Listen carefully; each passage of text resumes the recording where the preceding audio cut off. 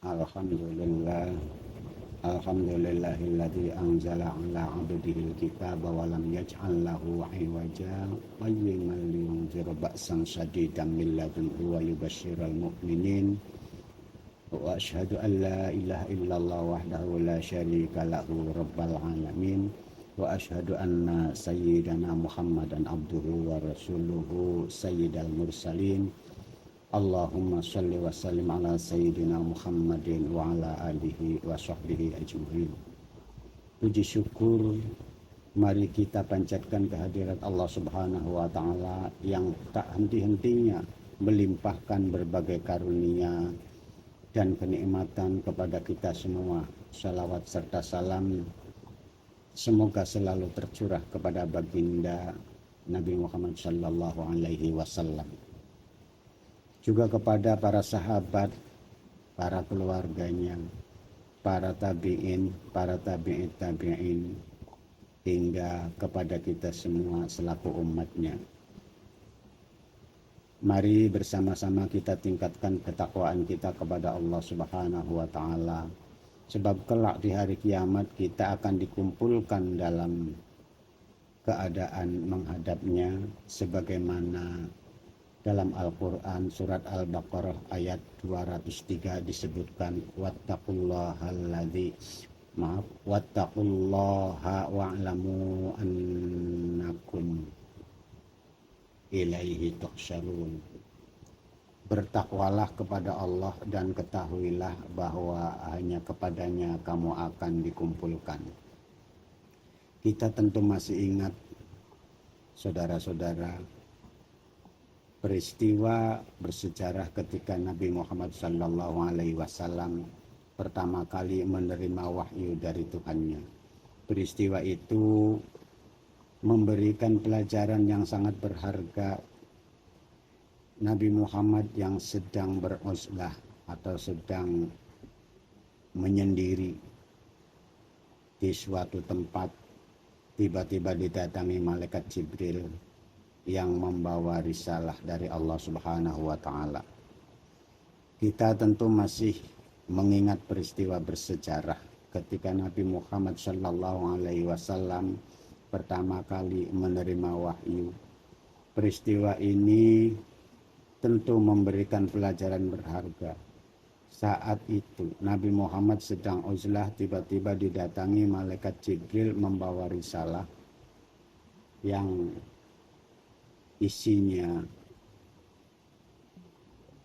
disuruh untuk membaca. Malaikat Jibril berkata kepada Rasulullah, bacalah. Sedangkan Nabi Muhammad SAW sedang tertidur, menjadi bangun dan bingung dibuatnya. Sehingga Nabi Muhammad SAW menjawab seruan tersebut dengan berkata, apa yang harus aku baca? Dialog itu berlangsung cukup lama dengan beberapa kali pengulangan kalimat yang sama, sampai pada akhirnya Jibril membacakan surat Al-Alaq dari ayat 1 sampai dengan ayat 5. Sebagaimana hal ini diabadikan oleh Ibnu Hisham dalam kitab sirahnya, jilid 1 halaman 220 sampai dengan 221. Qala Rasulullah sallallahu alaihi wasallam, faja'ani Jibrilu wa ana na'imun binamatin min dibajin fihi kitabun. Faqala iqra. Qala qultu ma aqra'u? Qala faqattani bihi hatta zanantu anahul mautu thumma arsalani faqala iqra. Qala qultu ma aqra? Qala faqattani bihi hatta zanantu annahul mautu thumma arsalani faqala iqra. Qala qultu madza aqra'u? Qala faqattani bihi hatta zanantu annahul mautu thumma arsalani faqala iqra. Qala faqultu madza aqra'u.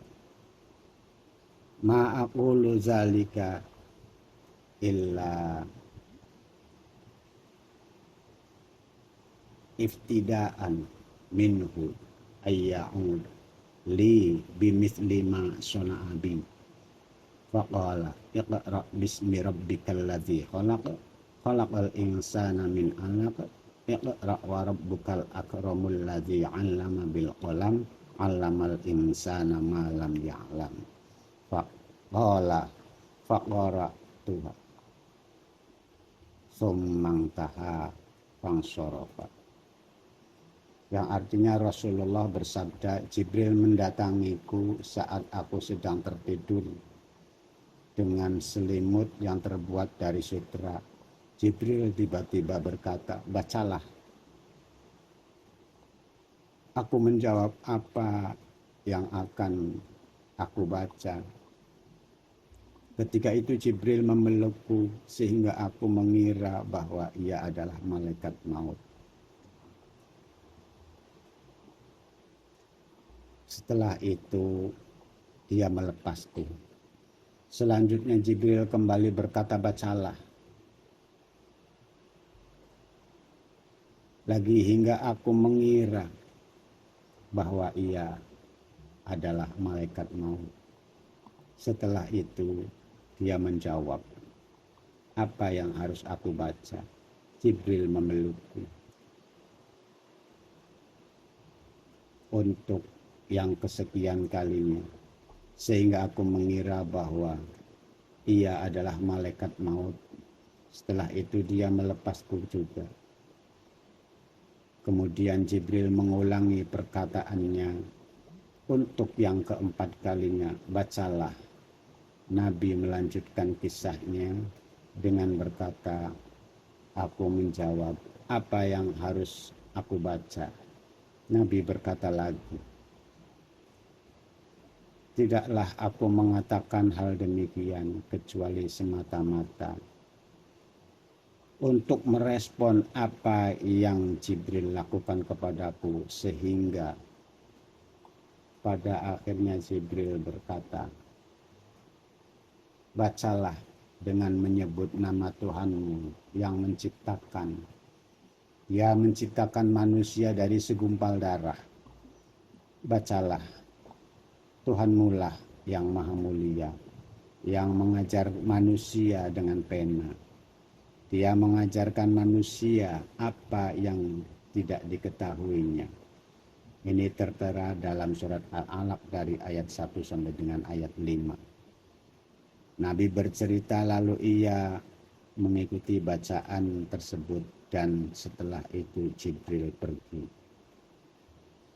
Bukan tanpa sebab, ternyata Allah Subhanahu wa Ta'ala menurunkan wahyu pertama yang jatuh di hari Jumat tanggal 17 Ramadan berupa perintah sebagai landasan utama dalam membangun aspek fundamental yang diperlukan untuk mewujudkan reformasi manusia.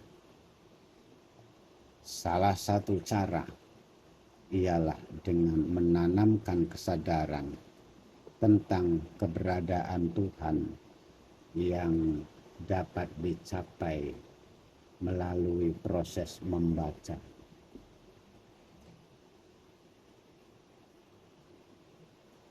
Hadirin yang mulia, melalui penguatan literasi dan peningkatan spiritual dapat mengantarkan peradaban manusia yang semula berada dalam kehidupan jahiliyah akhirnya berkembang dan berubah menjadi zaman pencerahan dengan datangnya cahaya Islam.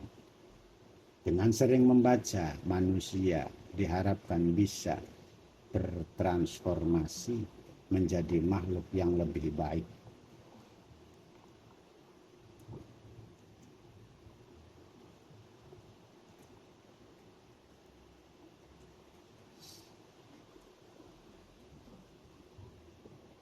Nasaruddin Al-Baidawi menjelaskan bahwa Al-Alaq 1-2 menggambarkan tentang perintah Allah Subhanahu wa taala kepada Nabi Muhammad dan manusia secara umum untuk membaca Al-Qur'an, berupaya menyebut nama Allah saat memulai membacanya serta menampilkan hikmah luar biasa tentang proses penciptaan manusia yang berasal dari segumpal darah.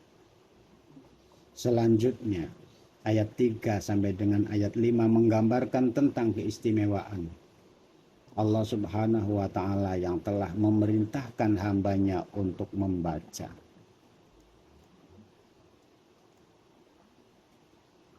Memberikan ilmu pengetahuan dan mengajarkan apa yang mereka ketahui, yang mereka tidak mengetahuinya.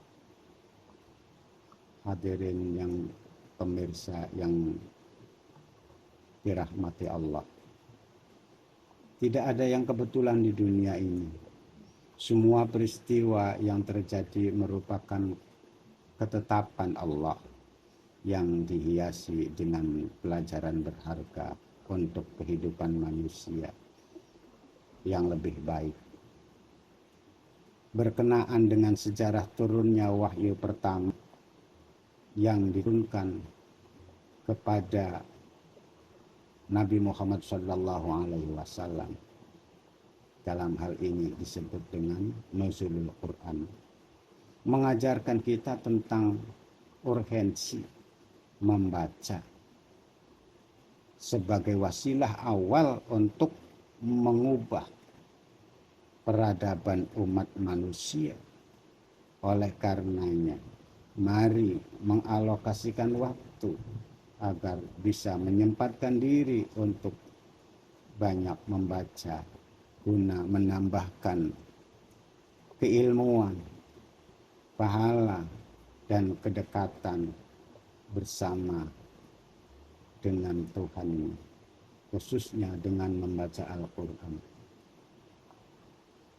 Kalimat nuzulul Quran itu turunnya Al-Quran sebagai wahyu pertama yang diberikan kepada Rasulullah Muhammad Sallallahu Alaihi Wasallam.